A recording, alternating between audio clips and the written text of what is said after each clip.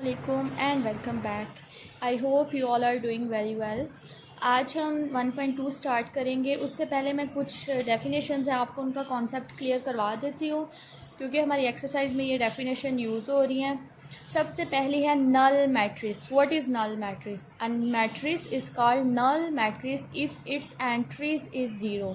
कोई भी matrix null matrix तब होता है अगर उसकी सारी एंट्रीज ज़ीरो हो। Let us take an example. हमारे पास अगर लिखा हो 0 0 0 0 तो ये मैट्रिक्स क्या होगा? Null matrix. Let us suppose हमारे पास लिखा हुआ है 1 0 0 0। ठीक है, यहाँ पे सारी एंट्री ज़ीरो है लेकिन एक एंट्री ज़ीरो नहीं है। इसका मतलब है ये नल मैट्रिक्स नहीं है। नल मैट्रिक्स तभी होगा अगर उसकी सारी एंट्रीज ज़ीरो होंगी। Is it clear? Null matrix ऐसा मैट्रिक्स है जिसकी सारी एंट्रीज ज़ीरो होंगी। अब हमारी नेक्स्ट डेफिनेशन है row matrix. A matrix is called row matrix if it has only one row. अगर किसी भी मैट्रिक में एक रो होगी तो हम कहेंगे वो रो मैट्रिक्स है। सिमिलरली किसी भी मैट्रिक्स में एक कॉलम होगा तो हम कहेंगे वो कॉलम मैट्रिक है। देखिए, अगर हमारे पास लिखा हुआ है 2 3 5, इस मैट्रिक्स में कितनी रोज़ हैं? एक रो है और कॉलम कितने हैं? 3। अगर इसमें एक रो है इसका मतलब है ये कौन सा मैट्रिक्स है? रो मैट्रिक। इसी तरह अगर हम देखें 1 4 5, इस मैट्रिक में रो कितनी है? 3 और कॉलम कितने हैं? 1। इसका क्या मतलब हुआ? ये रो मैट्रिक है या कॉलम मैट्रिक है? एक मैट्रिक एक कॉलम है इसलिए ये कौन सा मैट्रिक होगा?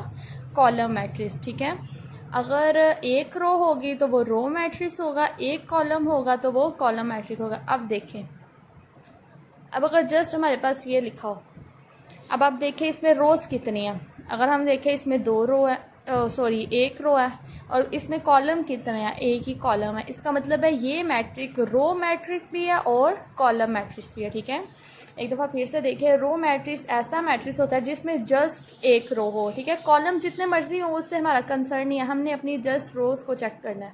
जिसमें जस्ट एक रो हो उसको हम कहते हैं रो मैट्रिक्स, और जिसमें जस्ट एक कॉलम हो, इसमें भी रोज़ जितनी मर्जी हो उससे हमारा कंसर्न नहीं है। अगर जस्ट एक कॉलम है तो हम कहेंगे ये कॉलम मैट्रिक्स है। और अगर कोई ऐसा हमारे पास क्वेश्चन आ जाता है जिसमें जस्ट एक एंट्री लिखी हुई है तो इसका मतलब है ये रो मैट्रिक्स भी है और कॉलम मैट्रिक्स भी है।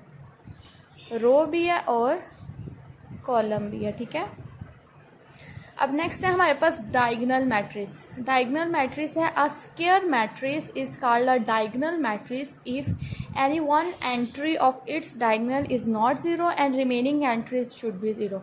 अच्छा, इसकी डेफिनेशन करने से पहले हम स्क्वायर मैट्रिक्स इसमें यूज़ हो रहा है, सो पहले हम स्क्वायर मैट्रिक्स की डेफिनेशन को देखते हैं। Number of rows is equal to number of columns. कि कोई भी मैट्रिक्स जिसमें नंबर ऑफ़ रोज़ जितनी होंगी अगर नंबर ऑफ़ कॉलम्स भी इतने होंगे तो ये कौन सा मैट्रिक्स हो जाएगा? Square matrix. देखिए, अगर हमारे पास जो लिखा हो 2 1 4 5, इसमें नंबर ऑफ़ रोज़ कितनी है? 2 एंड नंबर ऑफ़ कॉलम कितनी है? 2। इसका मतलब है ये कौन सा मैट्रिक्स है? स्क्वायर मैट्रिक्स है। अगर हमारे पास लिखा हो 2 1 3 4 5 6, इसमें नंबर ऑफ़ रोज़ कितनी है? 2 और नंबर ऑफ़ कॉलम कितने हैं? 3। इसका मतलब है ये स्क्वायर मैट्रिक्स नहीं है। स्क्वायर मैट्रिक्स वो होगा जिसमें जितनी नंबर ऑफ़ रोज़ होंगी उतने ही अगर नंबर ऑफ़ कॉलम होंगे तो हम कहेंगे ये एक स्क्वायर मैट्रिक्स है।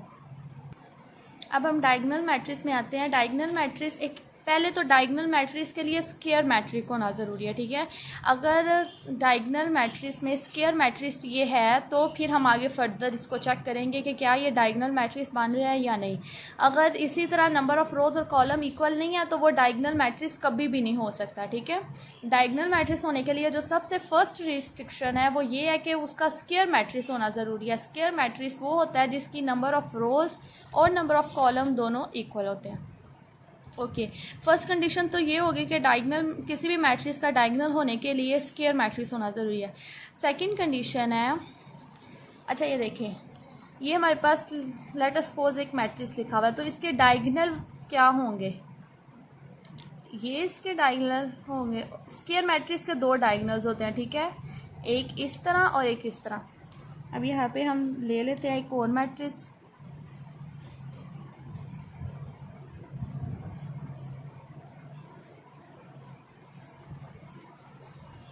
ओके, डायगोनल मैट्रिक्स की डेफिनेशन के अकॉर्डिंग ये जो डायगोनल है, ठीक है, ये डायगोनल की ये जो एंट्रीज यहाँ पे आ रही हैं, डायगोनल में 3 एंट्रीज आ रही हैं ना, 2 7 0, ठीक है। इन एंट्रीज में से एटलीस्ट एक एंट्री ऐसी होनी चाहिए जो ज़ीरो ना हो, ठीक है। If any one entry of its diagonal is not zero, कि एटलीस्ट एक एंट्री ऐसी हो जो ज़ीरो ना हो, तो उसको कहेंगे हम लोग डायगोनल मैट्रिक्स। अब देखिए यहाँ पे ये कंडीशन सेटिस्फाई हो रही है कि एक एंट्री ज़ीरो नहीं है, लेकिन इसमें एक और कंडीशन भी है, वो आपको मैं बताती हूँ। किस देखिए, डायगोनल मैट्रिक्स की 3 कंडीशंस होती हैं बेसिकली। एक तो वो स्क्वायर मैट्रिक्स हो, दूसरा उसके डायगोनल में जो नंबर्स अपीयर हो रहे हैं उनमें से एक नंबर नॉन ज़ीरो हो, तीसरी कंडीशन होती है कि अगर ये जो नॉन डायगोनल एंट्रीज़ है ना, इनका ज़ीरो होना ज़रूरी होता है, ठीक है। इनका क्या होना ज़रूरी होता है? ज़ीरो होना ज़रूरी होता है। अब आप देखिए, हमारे पास 2 डायगोनल्स हैं, एक ये वाला एक ये वाला, लेकिन हम इन क्वेश्चंस में इस डायगोनल को चेक किया करेंगे, ठीक है। तो देखिए, आप एक एंट्री तो है, 2 बल्कि ऐसी एंट्रीज है जो नॉन ज़ीरो है, इसका मतलब है सेकंड कंडीशन भी सेटिस्फाई हो गया, लेकिन थर्ड कंडीशन को ये मैट्रिक्स सेटिस्फाई नहीं कर रहा। अब मैं एक और एग्जांपल लेती हूँ जो एग्जैक्ट डायगोनल मैट्रिक्स बनेगा।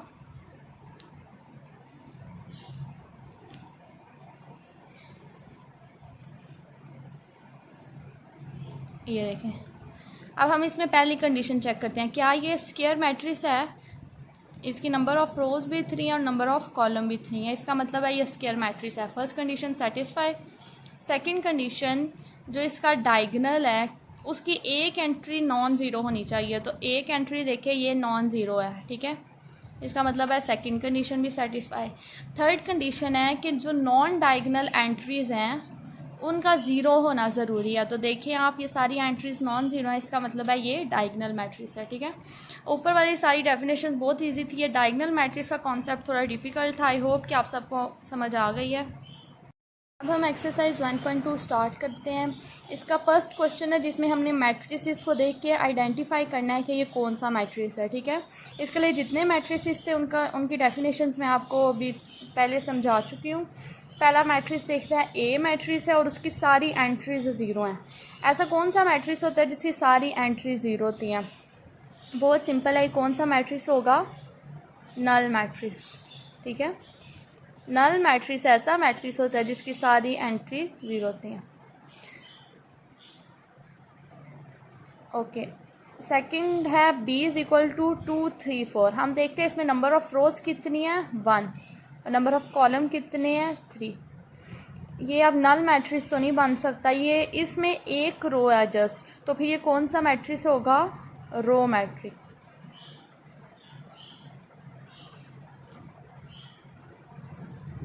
ठीक है। जब आप इस क्वेश्चन को सॉल्व करेंगे, अभी तो मैं जस्ट इनके मैट्रिक्स के नेम लिख रही हूँ, आप साथ लिख लेना, matrix B is row matrix because its entries is, मैं जस्ट मैट्रिक्स के नेम लिख रही हूँ, लेकिन आप जब इस क्वेश्चन को सॉल्व करें तो आप लिखेंगे matrix B is a row matrix because it has only 1 row, ठीक है। नल मैट्रिक्स का लिख लें, matrix is null matrix because each of its entries is zero. इस तरह आपने पूरा प्रॉपर वे से लिखना है। आगे हमारे पास सी मैट्रिक्स है जिसमें नंबर ऑफ़ रोज़ 3 और नंबर ऑफ़ कॉलम 1 है, तो ये कौन सा मैट्रिक्स होगा? कौन सा ऐसा मैट्रिक्स है जिसमें जस्ट एक कॉलम आता है? वो है कॉलम मैट्रिक्स। तो हम साथ लिख लेंगे matrix C is column matrix because it has only 1 column. Row का हमने मेंशन नहीं करना, मैंने आपको बताया था रोज़ जितनी मर्जी हो, डजेंट मैटर, जस्ट अगर एक कॉलम है इसका मतलब है वो कॉलम मैट्रिक्स है। अब मैट्रिक्स डी देखें तो इसके डायगोनल में एटलीस्ट एक नंबर नॉन ज़ीरो होना चाहिए, लेकिन अगर सारे नॉन ज़ीरो हो जाएं तो इससे कोई फ़र्क नहीं पड़ता, तो बाकी एंट्रीज इसकी ज़ीरो। सबसे पहले बल्कि हम इसकी कंडीशन चेक करते हैं, क्या ये स्क्वायर मैट्रिक्स है? Yes it is square matrix, इसके 2 बाई 2 है, ठीक है। नंबर ऑफ़ रोज़ भी 2 है, नंबर ऑफ़ कॉलम भी 2 है। सेकंड जो हमारी कंडीशन है वो ये है कि जो डायगोनल्स हैं उनमें एटलीस्ट एक एलिमेंट नॉन ज़ीरो होना चाहिए। अगर दोनों नॉन ज़ीरो हैं तो इट्स गुड, इसमें कोई बुरी बात नहीं है, ठीक है। इसका मतलब है सेकंड कंडीशन भी सेटिस्फाई हो रही है। अब थर्ड कंडीशन है कि जो नॉन डायगोनल एंट्रीज होती हैं वो ज़ीरो होनी चाहिए, वो भी ज़ीरो है, इसका मतलब है ये डायगोनल मैट्रिक्स है।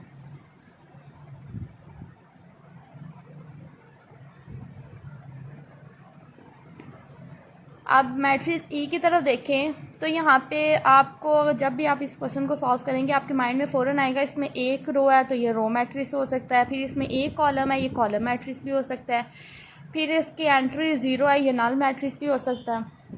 तो अगर हम देखें कि इन तीनों में से कौन सी टाइप करेक्ट है मैट्रिक्स की, तो ये मैट्रिक्स नल मैट्रिक्स है। वो इसलिए देखिए, अब अगर ये रो मैट्रिक्स है ना तो इसके नंबर ज़ीरो नहीं है, ठीक है, सारे एटलीस्ट एक नंबर नॉन ज़ीरो होना चाहिए, ठीक है। तो अगर यहाँ पे हमारे पास लेट अस सपोज लिखा होता 1 0 0 तब भी ये रो मैट्रिक्स होना था, लेकिन अगर हमारे पास लिखा होता 0 0 0 तो ये कौन सा मैट्रिक्स हो जाना था, नल मैट्रिक्स। इसका मतलब है ये ना तो कॉलम मैट्रिक्स है ना रो मैट्रिक्स है, ये कौन सा मैट्रिक्स है, नल मैट्रिक्स। अब एफ़ वाले पे देखें तो इसमें नंबर ऑफ़ रोज़ 3 है और नंबर ऑफ़ कॉलम 1 है। इसका मतलब है ये कौन सा मैट्रिक्स होगा, कॉलम मैट्रिक्स। आई होप कि आपको इन सारी डेफिनेशंस के कॉन्सेप्ट क्लियर हो गए हैं।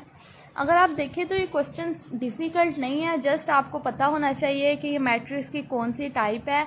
आगे फर्दर भी आपको अगर पता होगा कि हम दो मैट्रिक्स को कैसे ऐड करें, कैसे सब्ट्रैक्ट करें, कैसे मल्टीप्लाई करें, उनका ट्रांसपोज कैसे लें, तो आप एक क्वेश्चन अगर आपको समझा दिया जाए तो बाकी सारे ऑलमोस्ट सेम क्वेश्चन हैं, आप ईज़िली उनको कर सकते हैं सॉल्व। क्वेश्चन नंबर 2 सॉल्व करते हैं। ये मैंने क्वेश्चंस लिख दिए हैं। यहाँ पे हमने बताना है, एक तो रेक्टेंगुलर मैट्रिक्स का बताना है, आइडेंटिटी का बताना है और बताना है स्केलर कौन सा है, रो मैट्रिक्स कौन सा है, कॉलम मैट्रिक्स कौन सा है, ठीक है। क्वेश्चन आप रीड करें बुक से, ऊपर मेंशन किया होगा हर क्वेश्चन के ऊपर कि आपने किन मैट्रिक्स में से आपने बताना है ये कौन सा मैट्रिक्स है, ठीक है। अच्छा, सबसे पहले हम देखते हैं रेक्टेंगुलर मैट्रिक्स। रेक्टेंगुलर मैट्रिक्स ऐसा होता है जिसमें number of rows number of column के इक्वल नहीं होते। जैसे अगर हमारे पास लिखा हो 2 1 3 4 5 6, इसमें अगर हम देखें तो हमारे पास नंबर ऑफ़ रोज़ कितनी है 2 और नंबर ऑफ़ कॉलम्स कितने हैं 3। Number of rows number of column के इक्वल नहीं है, इसका मतलब है ये कौन सा मैट्रिक्स है, रेक्टेंगुलर मैट्रिक्स। फिर उसके बाद आइडेंटिटी मैट्रिक्स है। A diagonal matrix is called identity matrix if all diagonal entries are 1। Okay, किसी भी मैट्रिक्स का आइडेंटिटी मैट्रिक्स होने के लिए ज़रूरी है पहले तो वो मैट्रिक्स डायगोनल हो, मतलब ये कि डायगोनल में जो स्पेसिफिकेशंस थी कि पहले वो स्क्वायर मैट्रिक्स हो, फिर उसकी नॉन डायगोनल एंट्री ज़ीरो हो। इसमें जस्ट ये डिफरेंस आएगा कि उस मैट्रिक्स में ये था कि डायगोनल वाली जो एंट्रीज़ होती थी ना उनमें से एटलीस्ट एक नॉन ज़ीरो हो, बाकी बेशक ज़ीरो हो जाए, डजेंट मैटर। लेकिन इसमें यह है कि जो डायगोनल वाली एंट्रीज़ होंगी वो सारी क्या होनी चाहिए, 1, ठीक है। देखिए ये एक स्क्वायर मैट्रिक्स है, इसमें नॉन डायगोनल एंट्री 0 है, लेकिन जो डिफरेंस है दोनों में वो ये है कि इसकी डायगोनल एंट्रीज़ 1 होनी चाहिए, ठीक है। अब हम अपने क्वेश्चंस को सॉल्व करते हैं। अब हमने बताना है ये जो मैंने पहला मैट्रिक्स लिखा है ये कौन सा है। सबसे पहले हम इसका ऑर्डर लिखते हैं, इसमें 2 रोज़ हैं 3 कॉलम है। इसका मतलब है इसकी entries number of rows number of column के इक्वल नहीं है, इसका मतलब है ये कौन सा मैट्रिक्स होगा, रेक्टेंगुलर, ठीक है। ओके, अगर हम सेकंड को देखें तो इसमें नंबर ऑफ़ रोज़ 3 और नंबर ऑफ़ कॉलम 1 है। अगर किसी भी मैट्रिक्स में एक कॉलम हो तो हम उसको कौन सा मैट्रिक्स कहते हैं, कॉलम मैट्रिक्स, ठीक है। अब हम देखते हैं थर्ड को। थर्ड मैट्रिक्स का नंबर ऑफ़ रोज़ और नंबर ऑफ़ कॉलम इक्वल है, इसका मतलब है ये कौन सा होगा, स्क्वायर मैट्रिक्स। कौन सा मैट्रिक्स, स्क्वायर मैट्रिक्स। ओके, अब हम देखते हैं। अच्छा, अगर हम देखें ये मैट्रिक्स ये कॉलम मैट्रिक्स पे है, लेकिन क्या इसके अलावा ये कोई और मैट्रिक्स की फॉर्म बन रही है, यस। देखिए नंबर ऑफ़ रोज़ और नंबर ऑफ़ कॉलम इक्वल नहीं है तो ये कौन सा मैट्रिक्स बन रहा है, 7, रेक्टेंगुलर। जितनी पॉसिबिलिटीज़ होंगी हमने वो सारी लिखनी है, ठीक है। अब अगर इस मैट्रिक्स को देखें, इसका ऑर्डर 2 बाई 2 है, तो ये एक तो स्क्वायर मैट्रिक्स बन रहा है। उसके अलावा इसके अगर नॉन डायगोनल एंट्रीज देखें वो 1 है और नॉन डायगोनल 0 है, तो ये आइडेंटिटी भी बन रहा है और स्क्वायर भी बन रहा है।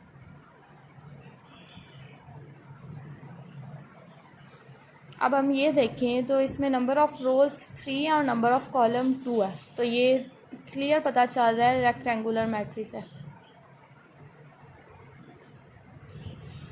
अब अगर इस मैट्रिक्स को देखें, इसमें नंबर ऑफ़ रोज़ 1 है और नंबर ऑफ़ कॉलम 3 है।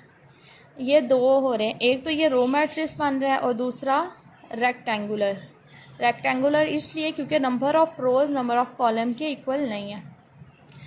अब इसमें देखें तो ये एक कॉलम और 3, एक तो ये कॉलम मैट्रिक्स बन रहा है और दूसरा कौन सा बन रहा है, रेक्टेंगुलर। इसका मतलब है सारे ऑलमोस्ट रेक्टेंगुलर आ ही रहे हैं, ठीक है। ओके, इसमें नंबर ऑफ़ रोज़ कितनी है, 3, नंबर ऑफ़ कॉलम्स कितने हैं, 3।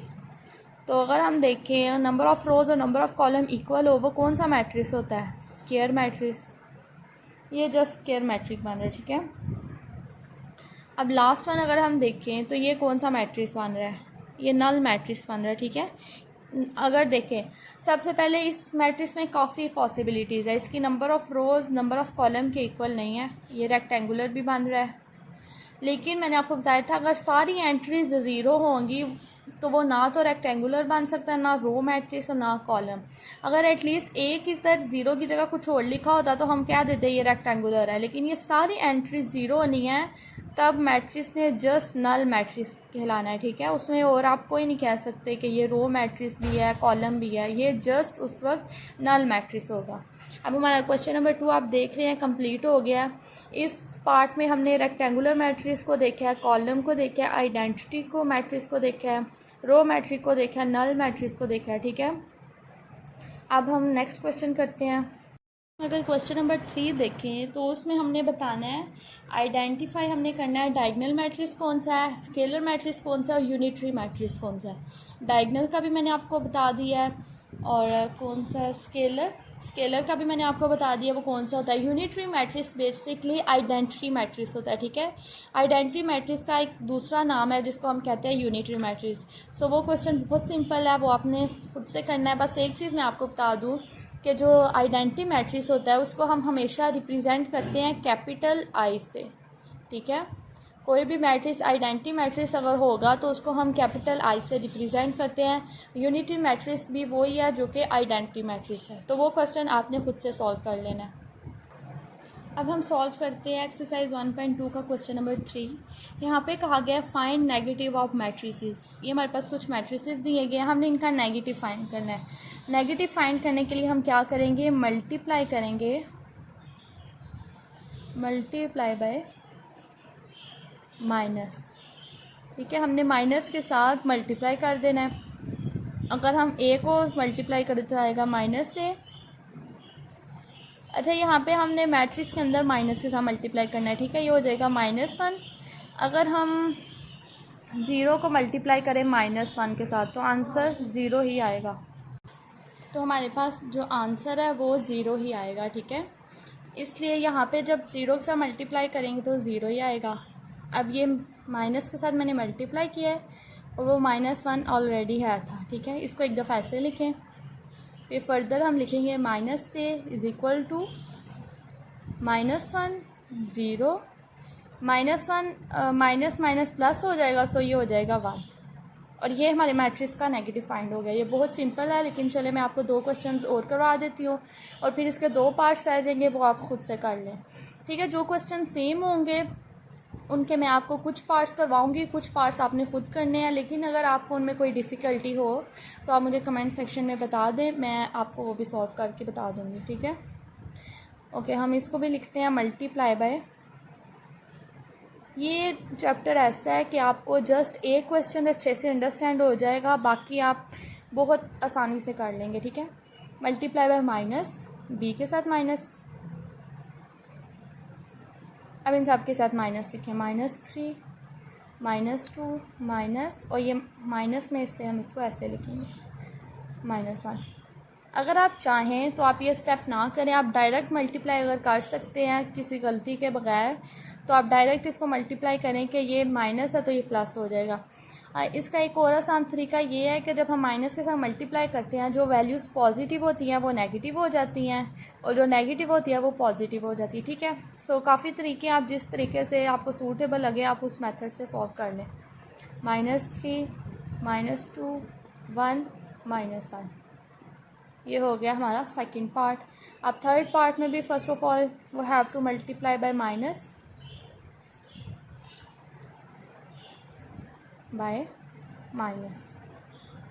ठीक है। ये होगा -3 -2 -3। देखिए यहाँ पे सारी वैल्यूज सारी एंट्रीज़ क्या हैं, पॉजिटिव हैं, तो माइनस के साथ मल्टीप्लाई करने के बाद वो सारी क्या हो जाएंगी, नेगेटिव। क्वेश्चन नंबर 5 सॉल्व करते हैं। यहाँ पे हमें कहा गया है फाइंड ट्रांसपोज। अब ट्रांसपोज में आपको बताती हूँ ट्रांसपोज क्या होता है। ट्रांसपोज में हम क्या, अगर हमें किसी भी क्वेश्चन में कहा गया हो आप इसका ट्रांसपोज फाइंड करें, हमने जस्ट क्या करना है, अपनी नंबर ऑफ़ रोज़ को नंबर ऑफ़ कॉलम में चेंज कर देना है। ठीक है, देखिए जैसे 1/2 रो में लिखा हुआ है तो हम इसको कॉलम की फॉर्म में लिख देंगे। चले मैं बताती हूँ।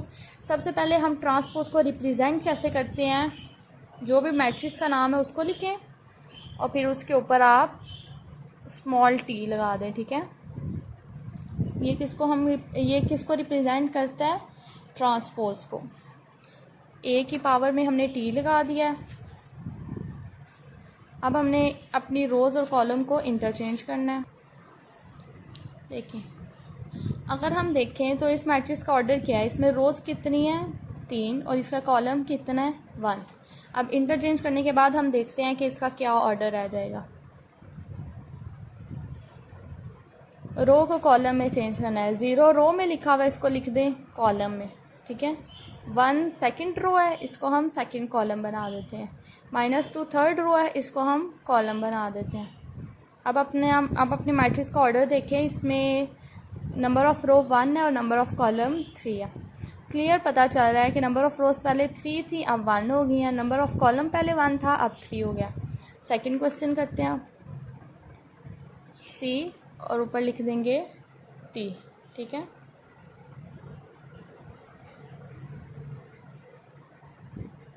अच्छा वो तो मैंने आपको समझाने के लिए जस्ट पहले किया था। इसके बाद आप करेंगे सारे मैट्रिक्स को पहले एज इट इज़ लिखेंगे, 1 2 3 2 -1 0, और इसके ऊपर भी क्या लिखेंगे, ट्रांसपोज। इसके ऊपर पहले ट्रांसपोज लिखना है, देन हमने इसका ट्रांसपोज लेना है। ठीक है, सबसे पहले आपने ज़रूर एक दफ़ा पूरे मैट्रिक्स को एज इट इज़ लिख के ऊपर ट्रांसपोज का साइन मेंशन करना है और फिर आपने ट्रांसपोज लेना है। अच्छा, इस मैट्रिक्स में नंबर ऑफ़ रोज़ 3 है और नंबर ऑफ़ कॉलम 2 है। अब जब मैट्रिक्स का ट्रांसपोज लेंगे फिर देखते हैं कि क्या बनता है उसका ऑर्डर। देखिए 1 और 2 रो में लिखा हुआ है ना, इस तरह लिखा हुआ है, हम इसको इस तरह लिख देंगे 1। फिर ये एक सीक्वेंस से करना है, पहले फर्स्ट रो का करना है, फिर सेकंड का, फिर थर्ड का। ठीक है, अब सेकंड रो है 2 -1, ये रो में लिखा हुआ है, हम इसको ऐसे लिखेंगे 2 -1।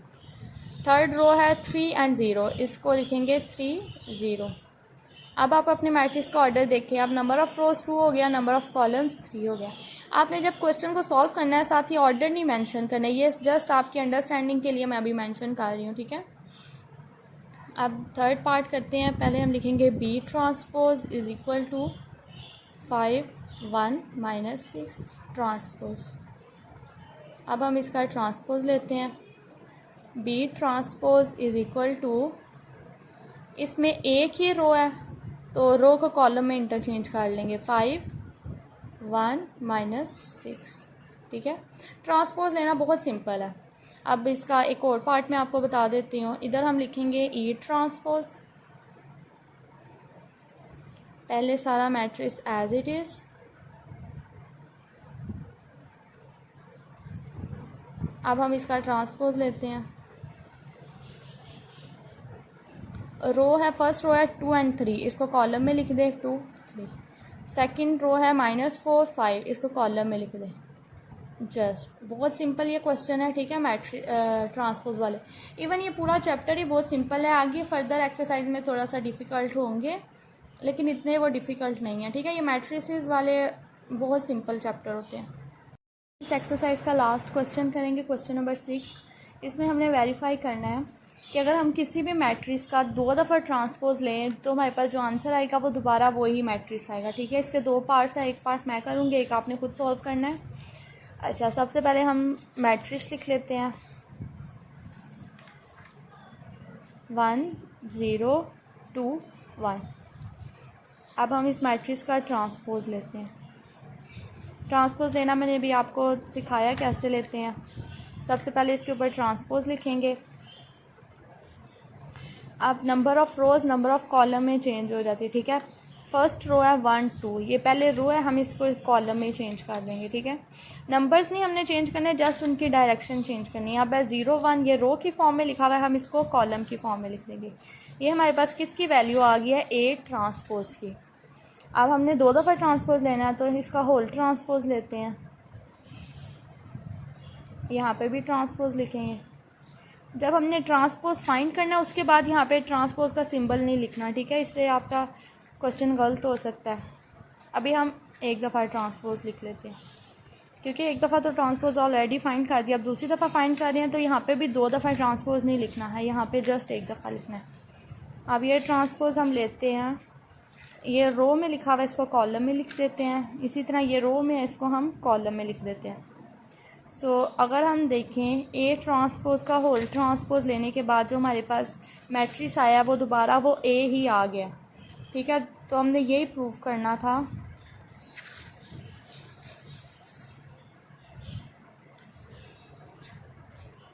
ए transpose whole transpose is equal to A. अभी हमारी एक्सरसाइज कंप्लीट हो गई है।